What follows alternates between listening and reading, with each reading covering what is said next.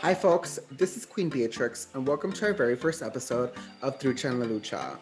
This whole series is about uplifting and showcasing all the amazing organizers and their work right here in the Rio Grande Valley. A lot of the times when we see conversations about what's happening at the border or what's not happening at the border, it's usually from people that are not from here and people who don't look like us. So today we're gonna have some amazing guests to have some even better conversations about immigration, asylum seeking, electoral politics, and what we should expect during the next 4 years of this new administration.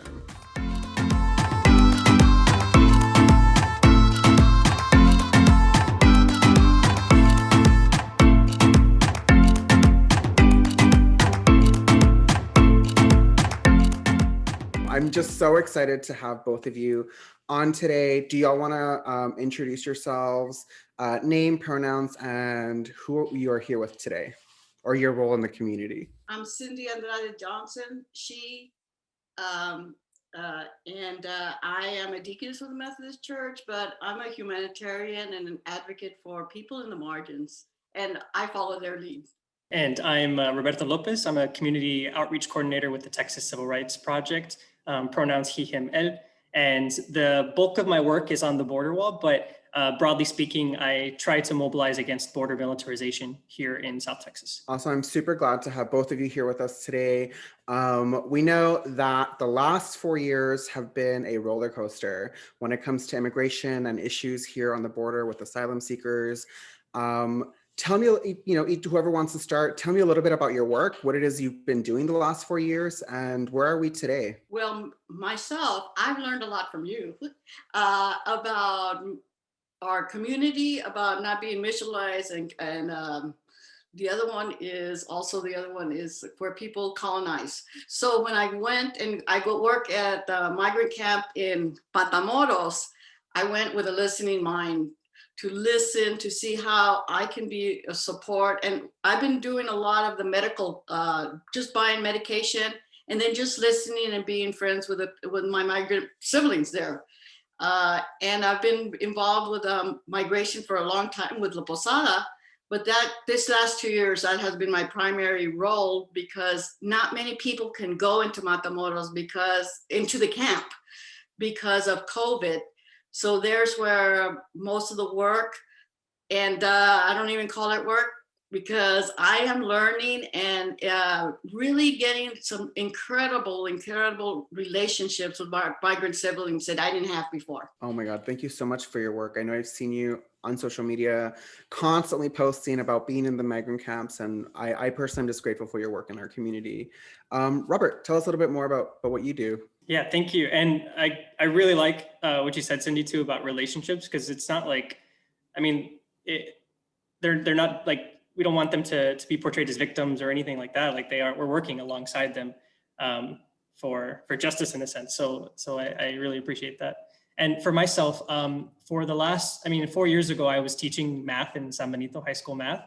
And back in 2017, I went to volunteer with the Texas Civil Rights Project. And since then, I've been doing a mixture of things, and it's been really helpful to work along all these different organizers. And I've been welcomed into the community at this point, and I've been learning so much.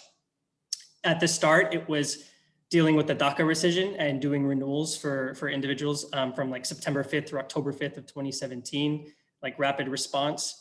And then as time has gone on, we've been, TCRP has been on the front lines with family separation. Our attorneys were going into court. And so part of my role was to try and bring down national law firms to just like represent these families as quickly as possible and make sure that they weren't going to be deported without their children.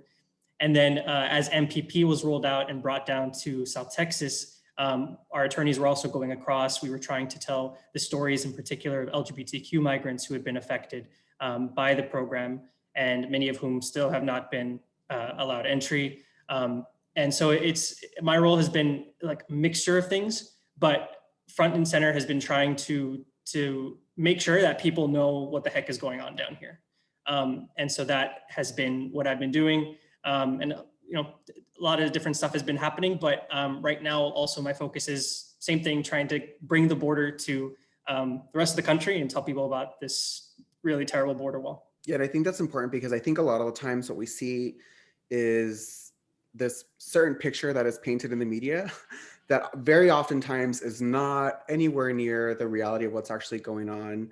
And, I'm just grateful, there's a lot of us, there are a lot of people here in this region that are dedicated to doing that kind of work. And for me, when I was thinking about having this conversation on immigration and asylum seeking, I thought about y'all, because I've seen y'all in the trenches. So you did mention MPP, Roberto. What is MPP and where are we now with MPP? We have a new president in office. We have a new White House. We have a new administration. A lot of things have been happening in the first couple of days. Maybe by the time this airs, things will change again. So yeah, talk to us a little bit about what MPP is and where we are with that now. Yeah, so MPP, the Migrant Protection Protocols, which is a really terrible name because it's not meant to protect migrants, it's meant to deter them. But it was a program that was built to keep people waiting out their asylum claims in northern Mexico. It started off in Tijuana and then sort of rolled its way down the border throughout 2019. And essentially, people would cross, be apprehended, and our commitments to the international community state that as someone comes across and is trying to seek asylum, we need to give them, they have a credible fear, we need to give them an interview, we need to assess that. And if they do have that credible fear, then we need to allow them entry into the country so that way they can await their immigration proceedings in safety. The Remain in Mexico program said that, well, they can actually wait in northern Mexico. And that hit the Rio Grande Valley here in Matamoros around late July of 2019. And so, in Matamoros in particular, it was very very visceral. You could see it. It was individuals living in tent camps in a rather large tent encampment for a very long time. And that's sort of the picture that we've seen. What we know now with the new administration is that the people are no longer being placed in Remain in Mexico, but there are a ton of questions as to what that really means. So what happens if someone is still coming across and trying to enter? The new immigration legislation that is being proposed will not protect anyone who has come across recently. And then the administration appears to still be implementing something new that's kind of the crazy expulsions, the Title 42, so-called process, which is where someone is picked up and then just without any sort of, due process, put on a plane and sent back to their home country. So we don't, while Remain in Mexico appears to be dead in a sense, there are a lot of different traps and anti-immigrant policies that the last administration has in effect, which frankly, I think the current administration probably likes, because they don't have to deal with immigrants. They don't have to deal with the right calling them out, which we know they're going to do anyways. And so the status right now is that, yeah, I mean, Remain in Mexico is somewhat dead, but there are all this hydra of things that exists against the most vulnerable people. Definitely. So there's still plenty of mystery, things still up in the air. Cindy, you're in the camps. What is this like right now? And then backtrack after that, what have the camps been, and what have those been like in the last 4 years? Those camps are inhumane. We got to just say it. And there should be a commission that checks of how these people were treated. There has been no electricity, no running water, no really great support from anyone. It's been groups like we have in the Valley and throughout the United States that help, but you could paint that picture any way you want, and it's been very, very inhumane. They're living with rats, with snakes during hurricane season. So when they're saying they have to wait, and just like Robert was saying, and they can't go because they're going to be expelled right away, and they can't move right now. In essence, MPP is still in place. They cannot come into the United States. And every day, people are still in danger. Not only physical danger and everything, there's also their rights are not being delivered. Attorneys always tell me, I emphasize on the physical danger, just being a teacher and everything, that they're not getting good food, their psychological aspects, the LGBTQ people there are in danger. Everyone is in danger. So every single day counts. So when someone says, oh, they can wait another 6 months, it is a false narrative. They might be forced to wait another 6 months, but in danger and in inhumane conditions. I just wanted to point out, and I love how Robert explained everything, that we got a long way to go. What we see there, people having babies. I've seen babies born and now they're close to 2 years old. So imagine the milestones that they're missing in their growing. So when I think about it, and I love the relationships we have, but I'd rather have them anywhere else because it is so horrible there. It's one of those things where you have to, like, you may see it on camera in the news, but unless you're physically there, it's a whole different space. And I'm definitely, for sure, COVID-19 has probably made things a lot more difficult. What kind of challenges have you seen, Cindy, with the pandemic and the camps in Matamoros? Well, we do have some medical teams there, but COVID has limited people coming in. I don't know if it's an excuse or it is a real reality because you don't want anyone exposed. But it's isolated, and it also has been used as a way to stop people going to court and going through the process. So that has been horrible. But no matter what you give, if you don't have choices and you have to go to a certain doctor, certain anything, you are in prison or in a place that is inhumane. Sometimes they'll put, they have now they have a swing set there. Beautiful, but that doesn't make it where I want to be. There's still all the things that just where you don't have any rights and choices, and you're stuck there. You can't work. You're working underground, where whatever you can do, it's just wrong. Like you said, all the groups have done a beautiful job, and sometimes I feel like I'm slamming ourselves, but we're not. We are just a little patchwork and for something that's really wrong. Yeah, it just to kind of center something that you said, there's no choice there. These are people who are already vulnerable, who are already fleeing very dangerous conditions in their home, back home, wherever it is they're coming from.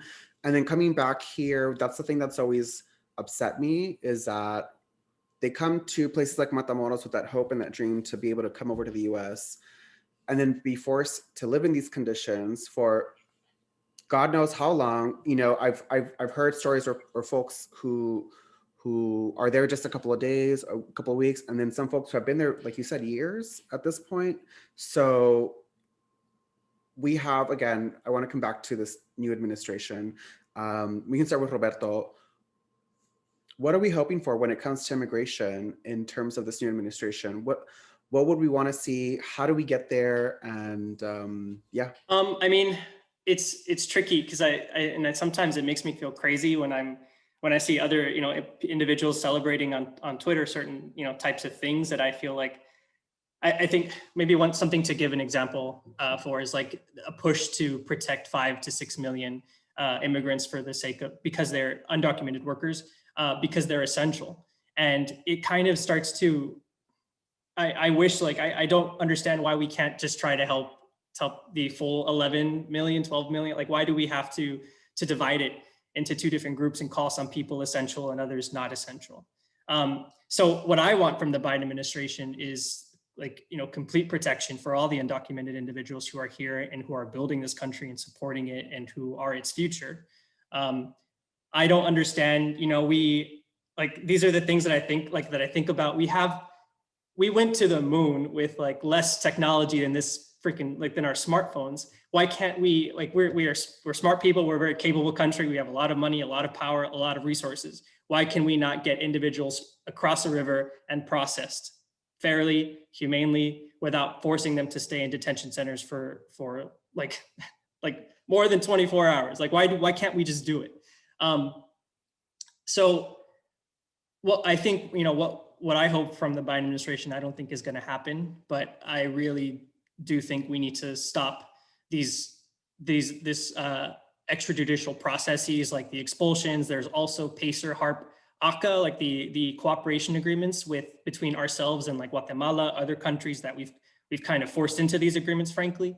And there's this whole web of, you know, that the Trump administration has created. There are things that we don't really even think about or talk about, such as asylum regulations, like rules that have made it even, you know, exceptionally difficult, even if you are in the country, even if you are able to apply for asylum. There are these little traps kind of placed within current immigration regulations, which would sort of like throw away your whole case if one bit of evidence was falsified that you may not have ever known about.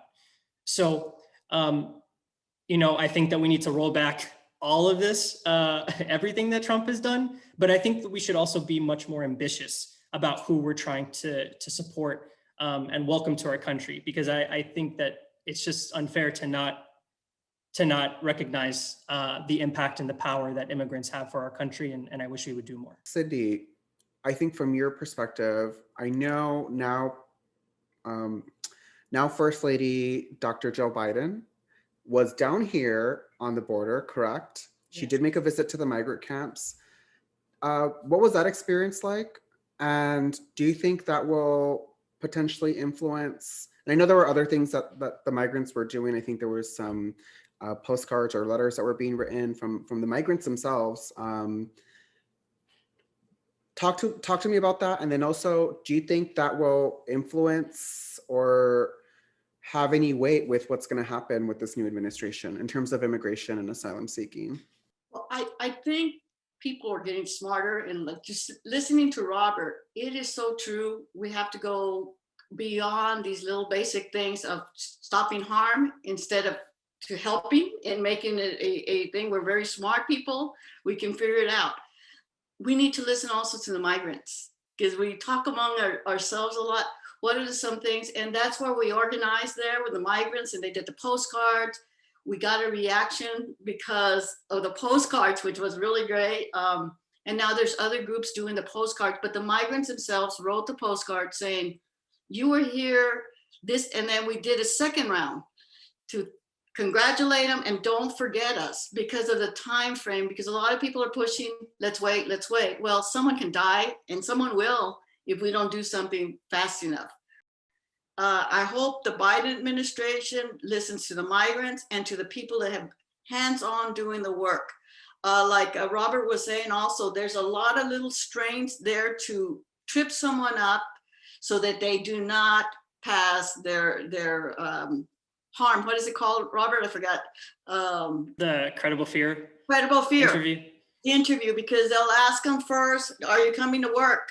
Yes, no one wants to be freeloader.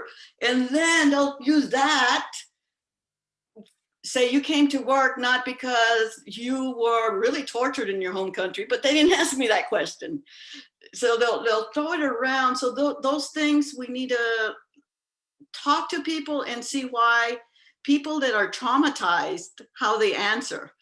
And we haven't talked about trauma and how to work with people that are in trauma states, all these things that need to be looked at. I think there can be positive things coming out of migrate. I know there's positive things coming out of migrants, but even the process, we are smart enough to figure it out. Sorry if I talked too much about that one. The borderlands are some of the safest communities in the country. And what we see is this rhetoric, and hopefully things do change with this new administration. I think there's a lot of room for growth. I'm trying to do like the positive feedback thing, right? If I was Biden's manager, I'd be like, there's always room for growth, right? But it's one of those things where we have to keep doing what we're doing. We have to keep speaking out. And is there anything else that I'm missing? Is there something that we're missing in this conversation? I know obviously we should be rather talking to the migrants themselves and getting them into these conversations. But right now, as people here today, what else are we missing? I'm looking forward to seeing and keeping an eye that keep the basic promises that were given.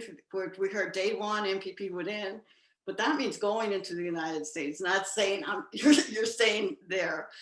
So we got to hold accountable the administration of the promises that did happen, and move forward further.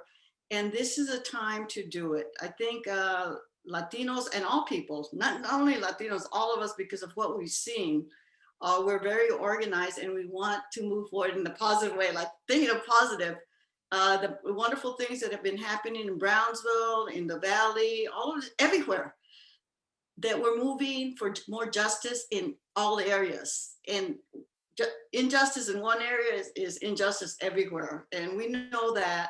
So I just want to keep us all moving on, because it's a long haul. It's not going to be done in a few, but we got to still be engaged. We were so into let's vote and vote.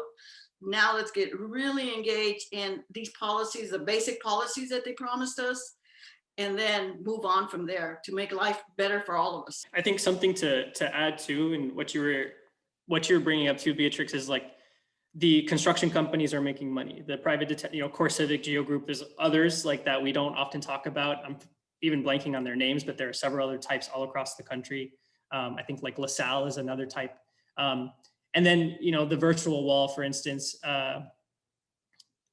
which is sort of the alternative to what is probably going to happen, like having drones, having surveillance towers, all this stuff. Well, the people that make those are like Boeing, Raytheon, there's a whole bunch of money to be made all over the world as we continue to scapegoat migrants. It's not just here in the southern border, it's in Pakistan, it is in Greece, in the Mediterranean.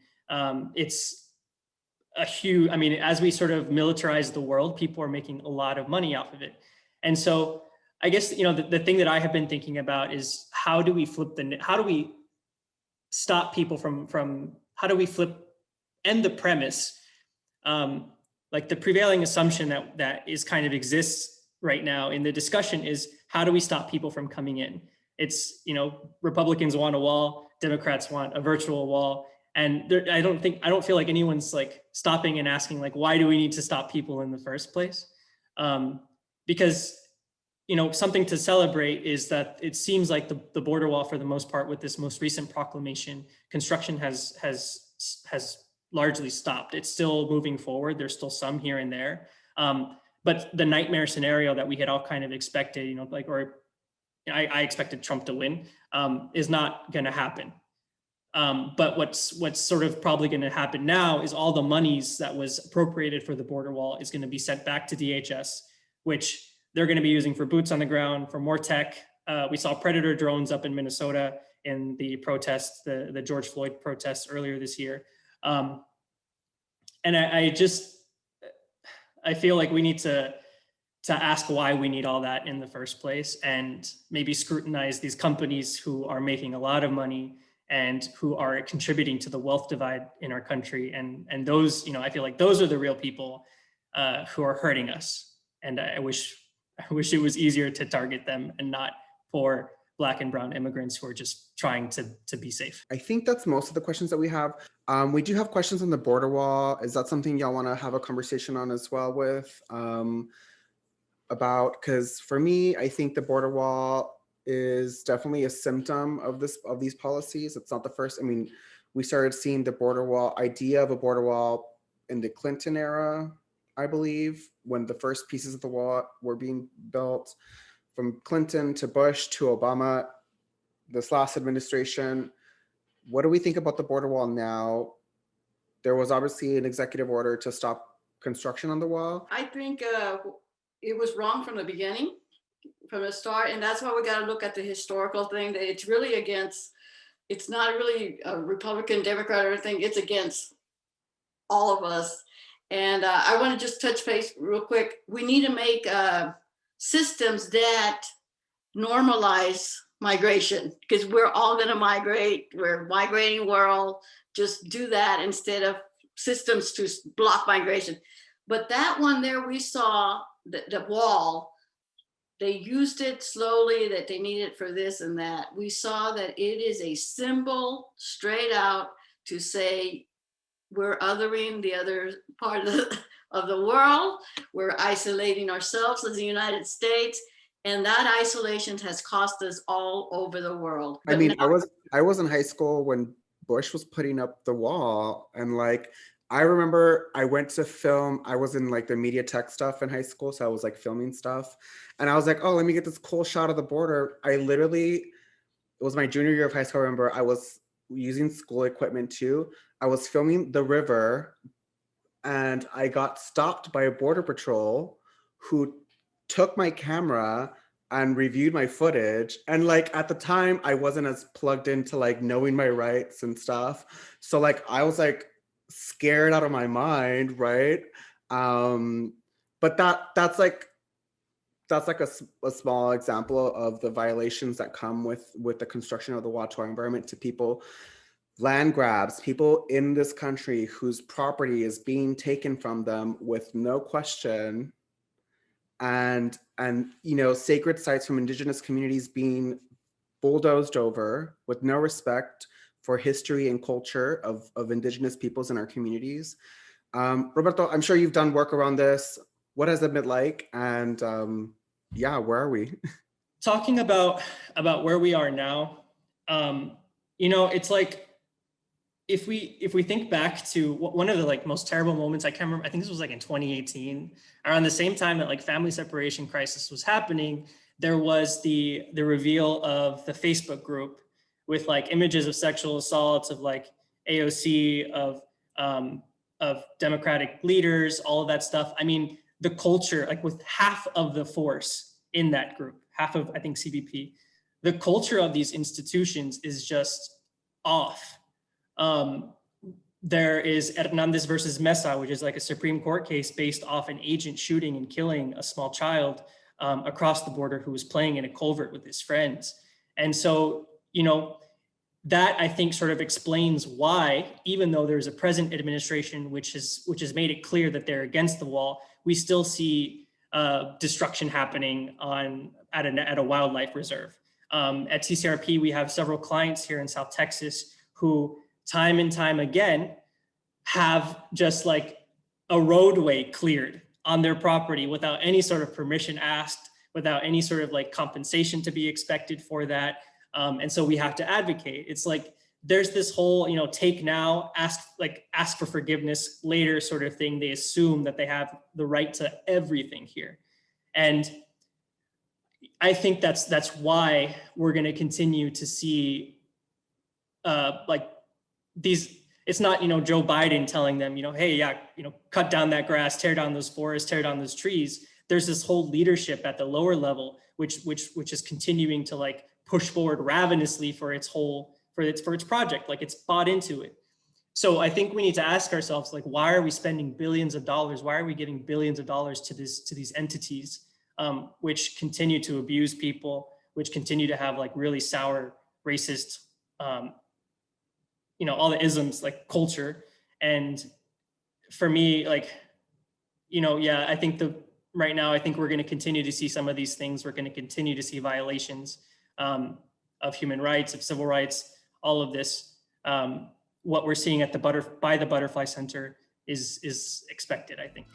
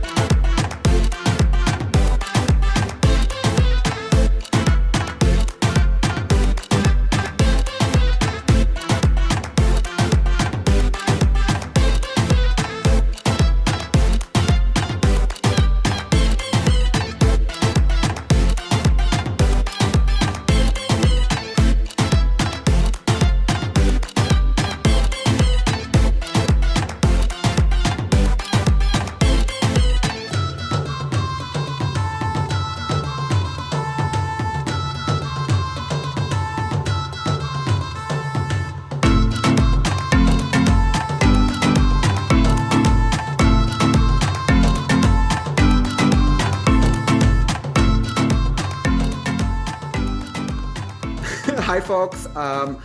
My name is Queen Beatrix, and we are here today with two amazing people, people that I've worked with, that I do work with, and let's have a moment. Let's introduce ourselves. Let's have your name, your pronouns, your title. My name is Ofelia Alonso. My pronouns are she, her, and I am the Regional Field Coordinator for Texas Rising in the Rio Grande Valley and in El Paso. Hey y'all, my name is Denise Palacios. Currently, I'm a campus organizer for Texas Rising in the Rio Grande Valley. Previously, I was a DNC National Delegate for Bernie Sanders, and I served on the platform committee at the local level, at the Texas Democratic Party level, and I'm happy to be here. Awesome, I'm super excited to have you all here today. I've worked with y'all closely. Talk about your work in terms of electoral organizing, and what has that been like in the last 4 years here in the Rio Grande Valley? Well, I work at Texas Rising, which is an organization that really focuses on youth mobilization and voter turnout, specifically around folks 18 to 30, which we know is the demographic block that has the lowest voter turnout, and for a lot of reasons, right? And we try to address that by really simplifying the voter registration process, providing political education. So for a lot of people, it's like there's no previous awareness of what the voting process is. And we really try to break that down in a way that is understandable, that is familiar, that is also understanding the many obstacles that there are in voting. And so that's the majority of our work when it comes to electoral organizing.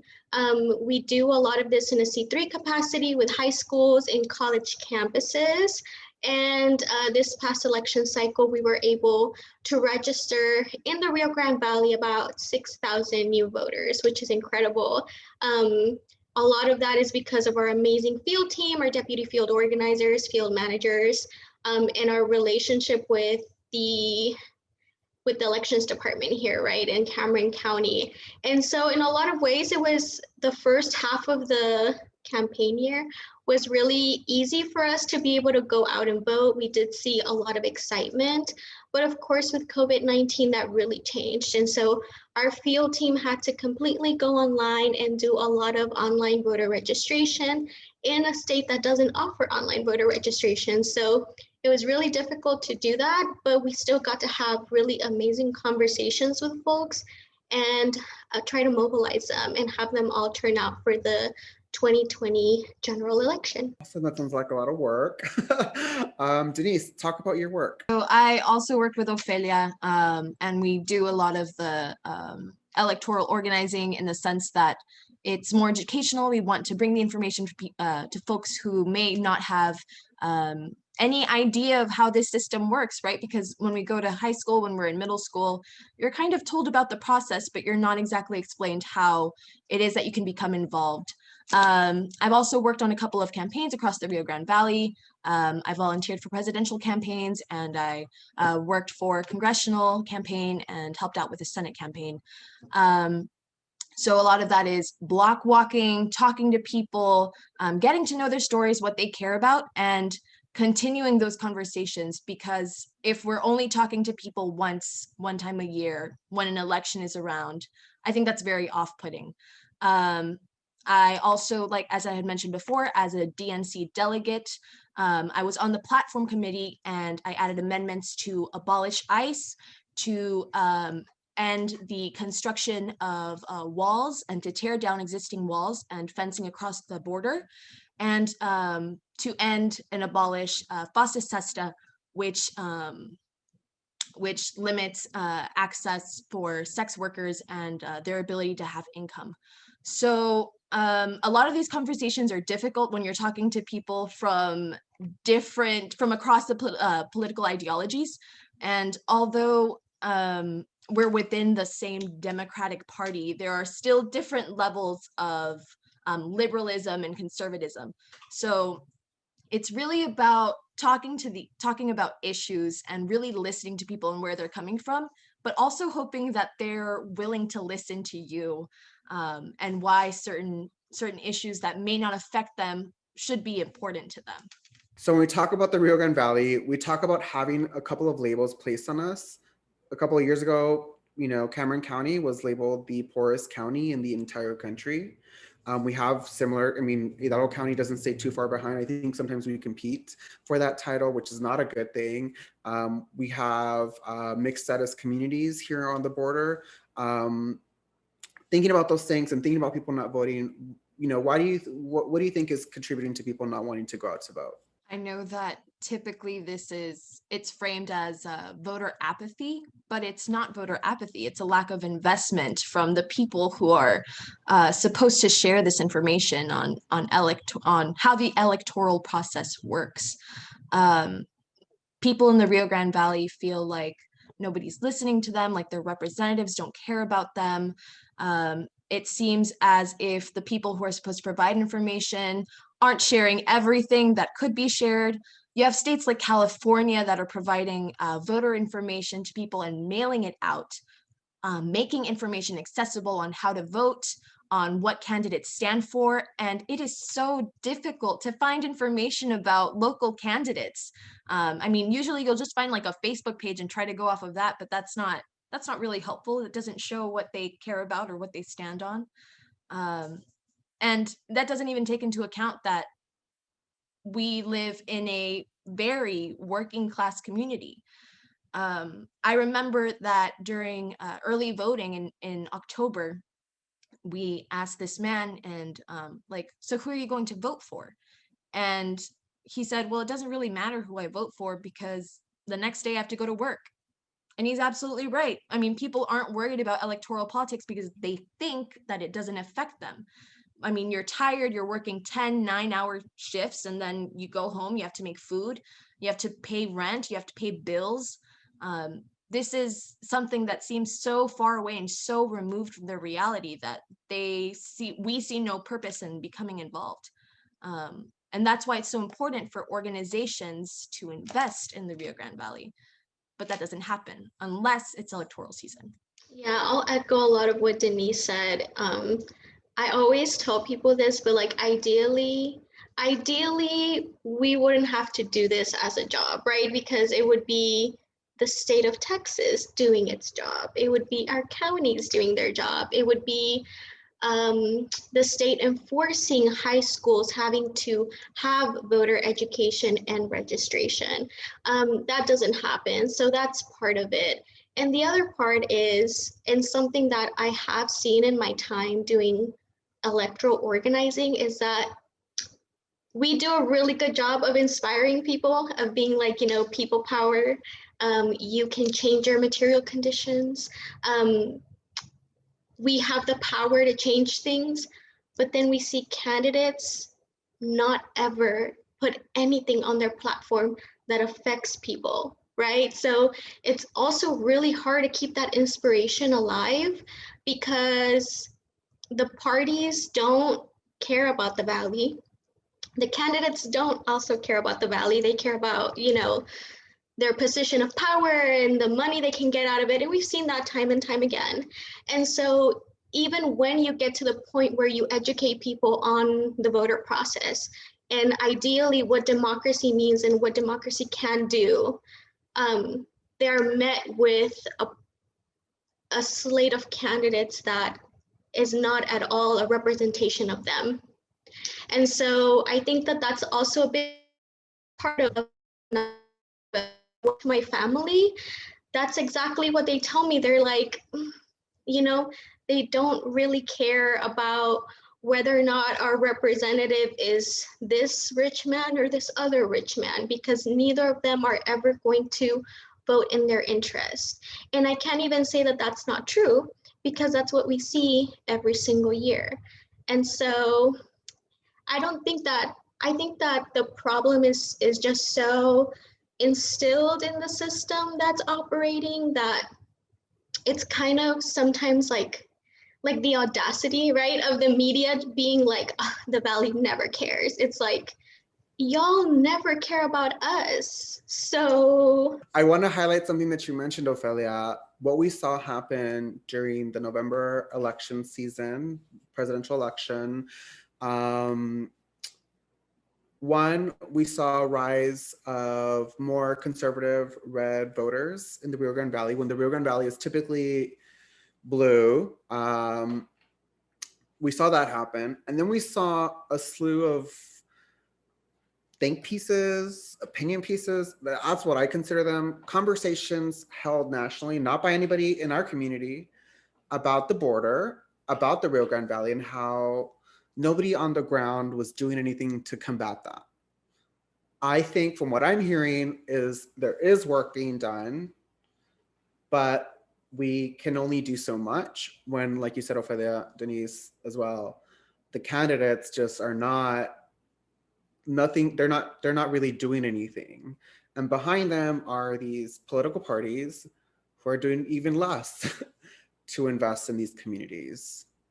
So from both of y'all's expert opinion, what really has been missing in the game down here in the Rio Grande Valley when it comes to electoral organizing, getting people out to vote from parties and outside groups, and not just the people on the ground? It goes back to a continuous investment. They'll send people down here who aren't even from the community. Instead of educating us or training us and giving us the skills of the people who are here. The other problem is that these parties themselves, they're not very well organized, or when they're organizing across the strait, they think of us as a last minute resort. Whether it's the people themselves coming down for a photo op, they really don't come to organize. They don't come to talk to us. They just use us as some kind of political prop. And that's, I think, the biggest problem, because Ophelia said it too. You know, they write all these things about us and we're so inspirational and look at the people in the Rio Grande Valley, but they don't they just use us to elevate their platform, to, you know, get a couple retweets on Twitter. and then they forget about us when we need them, when we ask for investment from them. The DNC, the Democratic Party, Texas Democratic Party, should have invested more money in the Rio Grande Valley and should have followed the suit of the Republican Party. We see that the Republican Party really organized last year and has been organizing for quite a while now. Harlingen just opened a couple of months ago a women's Republican club, and then McAllen opened their own club. There are no clubs, no central places for other Democrats to reunite and talk about, strategizing. Why isn't the leadership doing that? It's concerning, right, for people who are in the Democratic Party. And on the other hand, we're witnessing these splits, right, where, again, as Ophelia had said, our representatives do not reflect the values that we as Valley citizens, Valley residents hold. And that is the biggest problem. Yeah, definitely it is the fact that they've taken us for granted for so long. Always just assuming that we're gonna be blue. And then at the same time, every year wondering, why wasn't there a bigger turnout, right? And it's like, well, the answer is very clear to anyone that you ask here. And yet every year we see, like you said, Joe, the national think pieces. Why didn't they turn out? It's like, we know why, because there's nobody down here that is actually organizing, not from the grassroots level. I'm talking about the party level, right? And then we also see when the parties or bigger organizations try to come down, they silence, they ignore, they diminish the leadership and the grassroots organizing that's already going on. They don't take us seriously. They would rather pay some consultant from I don't know where to build their field plan instead of people that work here and live here and have been organizing for a long time. So I think at the end of the day, it goes to, like, they don't see us as valuable as other kinds of people, like literally. We're just the little picture prop that they get to take. And I think like Denise said, the Republican Party has done a lot of work down here, and they have been building their base little by little. They've done, that continuous investment, and that's why we see those big numbers showing up on election day. Once these people are in office, nothing really changes. And that makes it at least from my perspective, it makes it exponentially harder to convince someone to even care. Because it's like, well, I mean, you're talking about like what Gen X kids now living with millennials, Gen Z, and boomers. And within those 4 generations, nothing has really changed in our communities. Some of us probably can still recognize potholes in our streets that have been there for years. I mean, it starts at the very basic level. Here in the Valley, we even have colonias and spaces that don't have running water, that don't have electricity, who don't have basic utilities. And people live in these conditions, and we want to convince them to be involved within their government by voting or just being civically engaged, and it's a hard sell, like y'all said. So how do we hold these parties accountable? Like, how do we push some to, invest? My concern is that now that we have this new administration in office, and I'm sure we all share this concern, a lot of people, and we see it already happening, it's been less than a week, a lot of people just sort of like just thinking, yeah, everything's fixed, we're good. Any thoughts on that? We need to hold them to the fire. We need to hold them accountable to their word. And it means constantly being vigilant of what they're doing. On one hand, you have a congressman who's talking about how he's against the wall and how he is against the wall because of what it represents and because of its environmental impact. But then a couple days later, he's taking photos with Elon Musk, who's planning to drill for oil in the Rio Grande Valley. That's ridiculous. And it's very tiring, right? When you have the same people that are organizing and are trying to hold them accountable. But I think, we need to take breaks, staggered breaks. I think that's the way. That's the way that we can be consistent, by taking staggered breaks and tag teaming in, like, okay, like I planned this other event, you go next. And I think that's how we can build stability, or not stability. What's the right word? Help me. Momentum. Build momentum. Build Sustainability. Consistency. Sustainability. Yes. The key to a sustainable movement is taking care of each other. That's how we hold our politicians accountable, because then we'll have the energy to do that. So that's what I think. But I think another part of that is also getting rid of them. Like, getting rid of them completely. They're useless. I mean, sometimes they talk about, I've seen people talk about, like, oh no, they're good people because their salaries are only like $2,000 a year. Honey, because they can afford to do that. Because they can afford to work all of these hours for free. And then on top of that, los contratos, right? Tenemos los contratos, where they're paying into your campaign. And if you check the Texas Ethics website or you check FEC reports, you can tell how they're going to vote for the next session. I mean, it's all there. You can look it up. The tea is there. Yep. And all the shady money transactions going on. I mean, I think like Denise said, there is a real importance in sustainability, because the last 4 years really forced all of us to be like hyper vigilant. And I think there is a misconception that people didn't care before Trump, but I think a lot of us were really young, first of all. But there was a lot of push during the Obama administration as well from a lot of grassroots organizers and activists. And I think that that's something that we can look at, really building these movements and pushing people, even though, with this new administration, there's this promise that we're gonna have this, wonderful administration with progressive politics. But we know that doesn't happen without us pushing. And so I think reminding folks that that's a necessity, but also taking care of ourselves, of our organizers that we know. And I think also it's starting at the local level. Like, start small. If you're just starting as an organizer, start pushing your council member, your mayor, your county judge.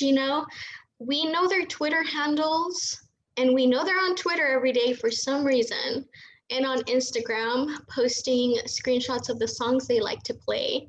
And so we have a direct line to them that maybe we don't have to Joe Biden.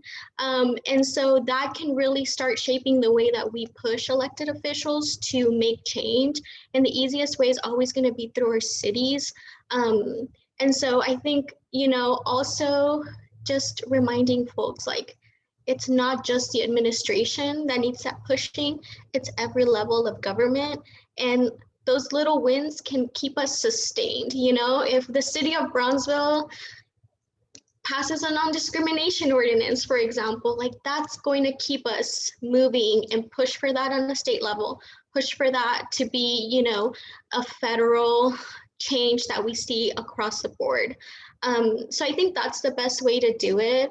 Take advantage of what we have as millennials and Gen Z, which is social media, direct lines to people. That mystique that used to be there of like, oh, that's an elected official, we can't talk to them like that, right? It's like, yeah, you can, because they have an Instagram page and it's public and it's their job to listen to you. And obviously they made, for whatever reason, public comments so difficult that we got to do what we got to do. And that's harass them on social media. Not harass, ask them nicely to please listen to our concerns. Two things that came up in like I really like this conversation. Not I want to add to the sustainability piece and say, I mean, there's a lot of opportunity. I mean, and y'all do this already. I know, Phil, you do work with a lot of young people.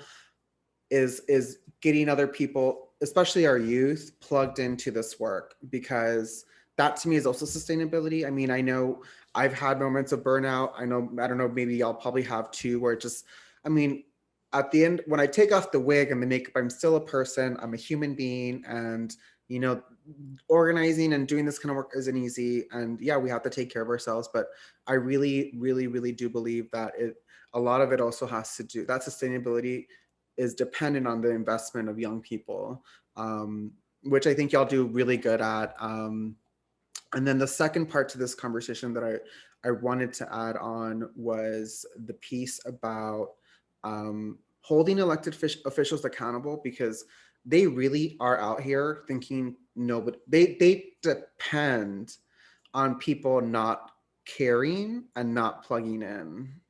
And that's the scary part, because it's de adrede. They do it de adrede. It's on purpose, and they really just, and then they get mad. They act so offended when we do call them out. Like some people. Tiran sus moños. Yeah, they throw a fit, and then they act like, oh my god, I mean, just like you said, I've literally had people tell me like, you shouldn't be addressing certain elected officials this way because and I'm like, okay, I know that's probably our culture of like respectability to our elders, and like, that to me is kind of out the window when you're literally voting for legislation that is putting our lives in danger as queer and trans people, that is destroying our environment, that is taking our civil rights away or rolling them back in very small, tiny ways like that. Like, how do you not expect me to get mad, And the second part to that I wanted to add to was, I agree on holding people accountable. I also, what I would love to see, and maybe y'all can share something about this. I really wish there were more opportunities for people to know how to run for office at a very grassroots community level, because I also think that's what's needed. I think we see the same kind of people run for office, and they're usually, if they're not white, they're men, older, and affluent, essentially. What do you guys think about, how do we get local people to run for office? I think it's a multi-pronged attack, because it's so hard to run for office. The paperwork, the fees, funding a campaign, because we also want to pay people, right, to run these campaigns effectively. So I do think that there's a big need for that, and especially at the local level. I think sometimes there's a lot of entities only see value in investing in the big ticket races like senator and governor. And while those are important, like I'm not saying that that's not important, if we want to get to that, we need to build from the ground up. And I think historically there's a lot of examples of that, of how powerful it can be to start getting people in school boards, in city council, to start getting people to work as county commissioners, especially right now in the COVID era, where it's like county judges and commissioners are a big part of the COVID plan. And right now there's people in office that maybe are not very connected to their community, have been there for a very long time. And while that's not inherently bad, it does stop us from like getting those new ideas. And that goes back to what you were saying about getting new people in the movement. What has really helped me in this job is getting young people in the movement and like seeing their ideas, right? And incorporating all of their feedback into what we're doing. And I think that's missing from the government entities. I do know like a big part of that is for those of us who have the privilege of being in leadership at organizations, is that pushing that within our organizations, pushing the need for funding in certain areas for people that are currently part of the parties. if you have the privilege to be in those positions, like you also have a responsibility to push for more, push for funding, push for you to be heard. And I know that's difficult. That's really difficult, especially in places where, you know, being a person of color is still something that stops you from being listened to, but it's kind of like something that we have to do. And so for me personally, that's been what I have done, is really try to push for those opportunities to come down. But you know, I know a lot of us that are in those positions have been trying to do that.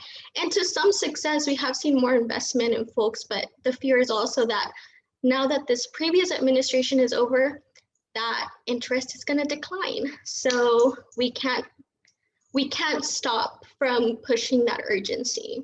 You know, you were asking about whether we needed investment from the parties or something like that. No les conviene. I'll be straight up with you. No les conviene que haya gente nueva. It's not convenient for them to have new blood and fresh faces. And I say this because realistically, if you look at the way that the parties are right now, they're not working for the people. If you're looking at their campaign contributions and you're looking at the legislation that comes out afterwards, you know that they're not working for the people. That's reality. No les conviene. So sometimes when you see like, oh, this young person is running for office, you know, or this really exciting, diverse candidate is running for office and they're being pushed by the party.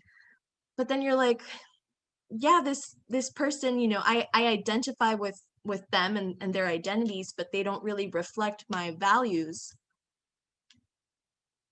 Porque no les conviene. It almost seems like they operate at a very surface level and expect that in itself to be enough to convince us to go out and be engaged and vote. And it doesn't work. And that's why when they throw these candidates at us sometimes, like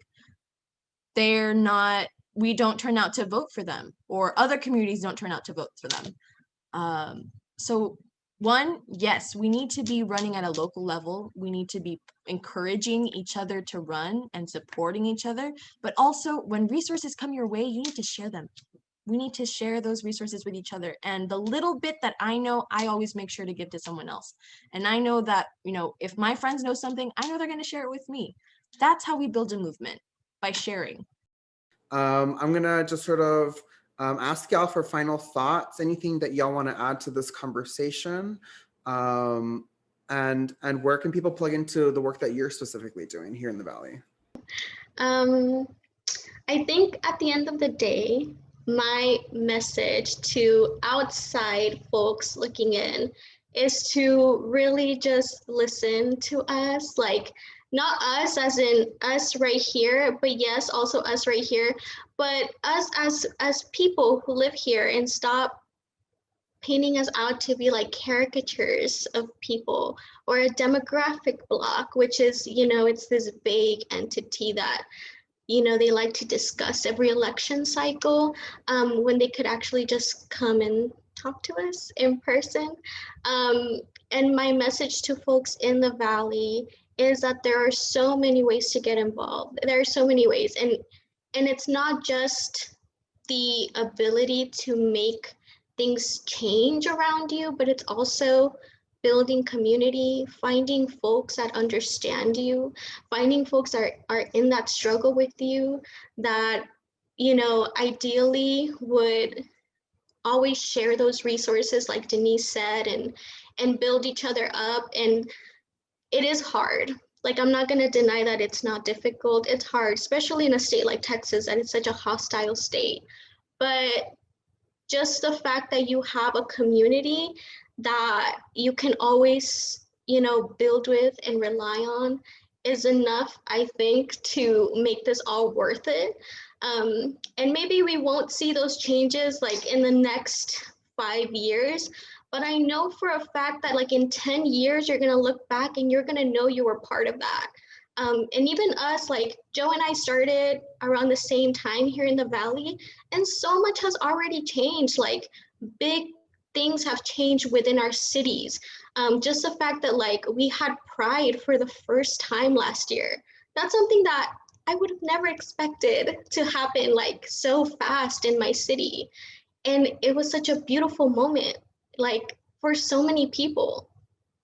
And you get to be a part of that in your city, in your community. So I really encourage you all to get involved.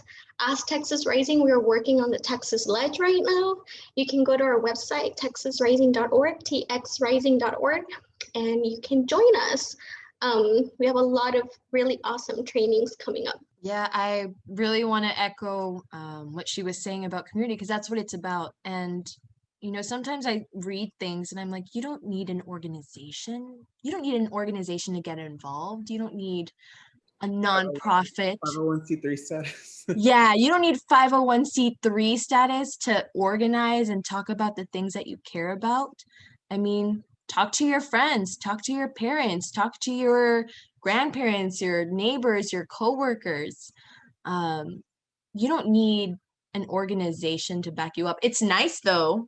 It's really nice when they do, but it's not a requirement to get involved. But yeah, if you want to get involved with Texas Rising and Texas Rising RGV specifically, you can hit up our Twitter and our Instagram at TEX Rising RISING RGV. And then to the outside community, 100% Ophelia, like listen to us, and don't diminish us. I think as a final thought, one of the biggest issues here in the Valley is that we have a lot of great organizers, but they leave because there aren't any opportunities, because there's no investment. Because once you're at a position, it's like you don't have any more room to grow, and you have to leave. And that's not something that should be happening here. Why are they leaving to go to Austin, to go to San Antonio, when they already have organizers there? And then what ends up happening is organizations put more money into those same cities instead of investing in the cities that need it, like the Rio Grande Valley or in El Paso or in Houston. I mean, why don't we see that same level of investment? We need that here. And when you're talking about us, when you get all of your editorials about us, we need to make sure that we're seeing some of what you're getting too. Like, we're doing the work. Share that with us. Yeah, because there are plenty of people who come down here, do a story, write their little books and their little documentaries, and they make their little money and their little coin, and then yeah, they never come back. But I, again, genuinely appreciate y'all for being here today. Thank you for your time. I can't wait to have more of these conversations. And yeah,